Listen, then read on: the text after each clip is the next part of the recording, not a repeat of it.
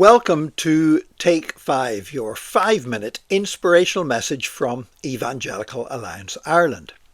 I'm Nick Park, and all this week I'm talking about lessons to be learned from the Crimean War, that war that took place in the 19th century, that actually changed the world. The first industrial war, the first war with trench warfare and mass-produced shells coming from factories, the first war with steamships delivering soldiers quickly from one place to another, and also the first war to have proper war correspondence, because up to this point basically there were dispatches sent back from battles, basically just from the official army headquarters saying we won a great victory or our soldiers fought bravely but were defeated.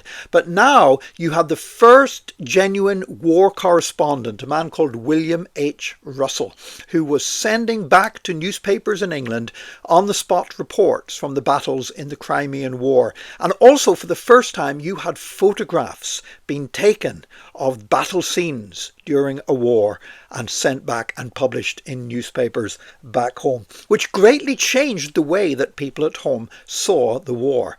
And William H. Russell, that first war correspondent, as it were, came up with a phrase to describe a situation where there were a small number of soldiers from one of the Highland regiments. So they had they were wearing kilts and they had their bright red tunics that British soldiers wore in those days, and they were there defending a position against the Russians, and the Russians were coming with a cavalry charge.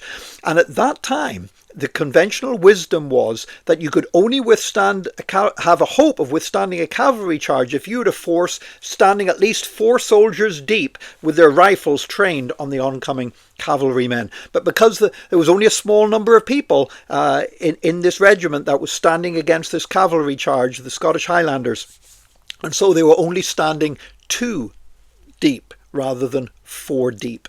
And William H. Russell described them as being a thin red line.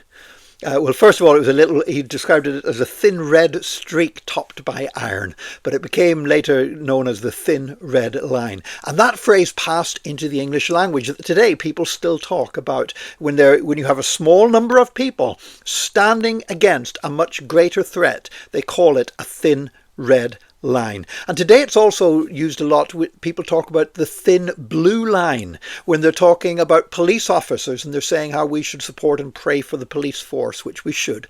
And they describe them as being just a small number of people that are standing between society and some great threats that might come against us. And so they talk about the thin blue line. But that all began with William H. Russell talking about these soldiers being the thin red line during a battle in the Crimean War.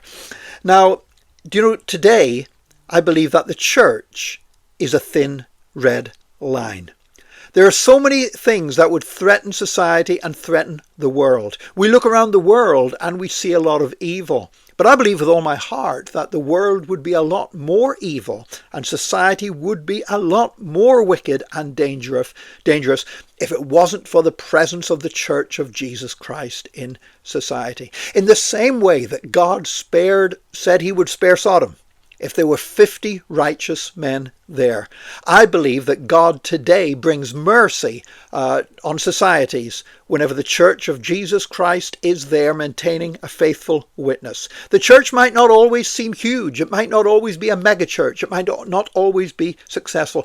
Sometimes the church is like a thin red line of righteousness standing between Satan's plans and the total collapse of society. And the church stands there as a thin red line.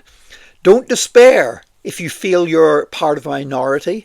You are vital. You are vital to the church, you are vital to God, and you are vital to the society in which you live. And you are a blessing to the society in which you live because you are part of the Church of Jesus Christ. May God bless you today, and join us again tomorrow for another Take 5, your 5-minute inspirational message from Evangelical Alliance Ireland.